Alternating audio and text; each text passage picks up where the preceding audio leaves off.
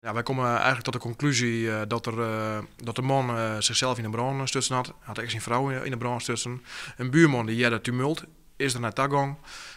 Had eerste hulp verleend. Is mij de twee meisjes naar boeten gegaan. In afwachting van de ambulance, want ja, ze waren beide verwoenen.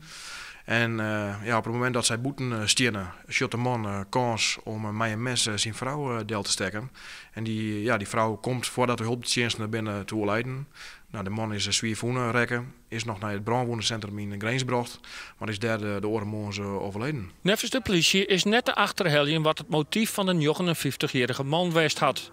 Ik kennen ze net vertellen of de man psychische problemen hier en of hij in beeld wie bij helpinstanties. Want de boorman en orenbelutsen is slachtofferhelp onbeen.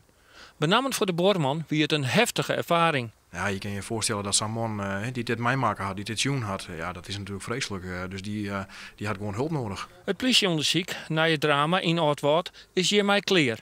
Wie het te voorkomen wist. Ik denk dat dat altijd een vraag blijven zal en dat we daar waarschijnlijk nooit het antwoord op krijgen zullen.